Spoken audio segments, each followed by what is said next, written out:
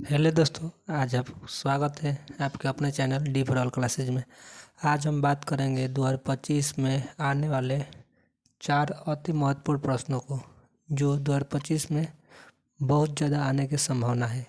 तो चलिए हम देख लेते हैं। पहला सवाल, जीवों के लिए पोषण क्यों अनिवार्य है?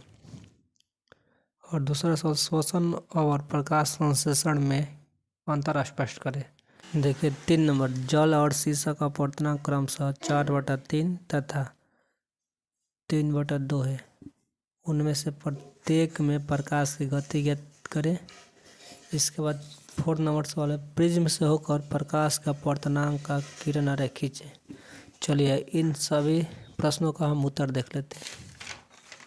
चलिए पहला का आंसर देखिए दिया है, जीवों के लिए पोषण आवश्यक है, इसके निम्न कारण है।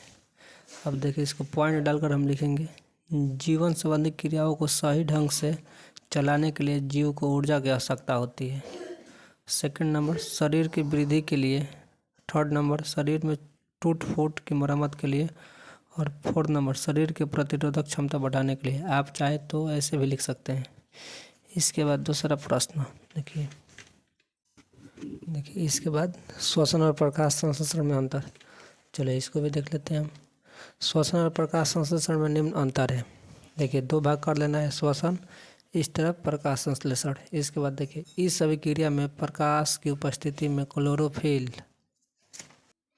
की सहायता से जल एवं CO2 से जटिल कार्बनिक यौगिक का संश्लेषण होता है। ठीक इसी तरह से प्रकाश संश्लेषण में इस सभी क्रिया में जटिल कार्बनिक यौगिक के ऑक्सीकरण के फलस्वरूप जल एवं कार्बन डाइऑक्साइड का निर्माण होता है।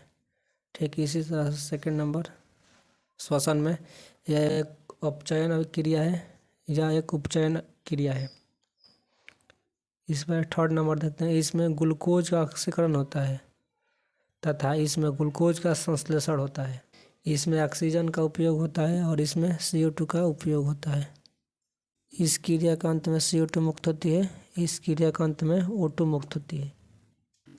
इसके बाद हमारा थर्ड क्वेश्चन, जल और शीशा का अपवर्तनांक क्रमशः 4/3 और 3/2 है। उसमें उनमें से प्रत्येक में प्रकाश की गति ज्ञात करना है। चलिए देख लेते हैं। इसमें दिया है जल का अपवर्तनांक 4/3 तथा शीशा का अपवर्तनांक 3/2। हम जानते हैं अपवर्तनांक बराबर होता है शून्य में प्रकाश की चाल उस माध्यम में प्रकाश की चाल। तो देखिए शून्य में प्रकाश की चाल होता है 3 लाख किलोमीटर प्रति सेकेंड। इससे हम देखेंगे, देखिए जल में प्रकाश की गति ज्ञात करना है कि कितना होता है। तो हम देखिए मान लेंगे कि जल में प्रकाश की गति x।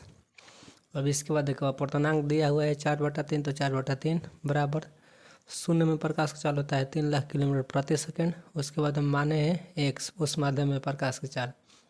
उसके बाद देखिए इसको जब तिरछा तिरछी गुना करेंगे तो 4x बराबर 3 लाख गुने 3। इसके बाद देखिए हम जब हम घटाने के बाद 2,25,000 किलोमीटर सेकंड आता है। अतः जल में प्रकाश की गति 2,25,000 किलोमीटर प्रति सेकंड होता है। इसी तरह शीशा में प्रकाश की गति x माना, अपवर्तनांक बराबर सूत्र लिख देंगे। उसके बाद शीशा का अपवर्तनांक 3/2 दिया है। इसके बाद रखने पर हमें प्राप्त होता है 2 लाख किलोमीटर प्रति सेकंड। अतः शीशा में प्रकाश की गति 2 लाख किलोमीटर प्रति सेकंड होगा। इसके बाद देखिए 4 नंबर प्रश्न, प्रिज्म से होकर प्रकाश के अपवर्तनांक का किरण आलेख। तो देखिए सबसे पहले हमें एक प्रिज्म पार लेना है। उसके बाद आपतित किरण हम भेजेंगे तो ये अभिलंब से थोड़ा निकट होकर गुजरेगा। इसके बाद जैसे ही देखिए मान लीजिए ये हमारा संवहन माध्यम है और जो बाहर है उसको हम बोलते हैं विरल माध्यम। तो जब भी देखो बाहर जो है विरल माध्यम है, जब प्रकाश विरल माध्यम से संवहन माध्यम में प्रवेश करता है तो वह अभिलंब के निकट की ओर मुड़ता है तथा जब प्रकाश संवहन माध्यम से विरल माध्यम में प्रवेश करता है तो वह अभिलंब से दूर हो जाता है। इसी तरह से हम इसको दर्शा देंगे। उसके बाद नाम दे देंगे, या आपतित किरण या निर्गित किरण, या इसको हम बोलेंगे अपवर्तित किरण। उसके बाद यहाँ जो कोड बनता है उसको विचलन कोड बोलते हैं। ये वीडियो आपको अच्छा लगे तो लाइक एंड शेयर ज़रूर करें। धन्यवाद।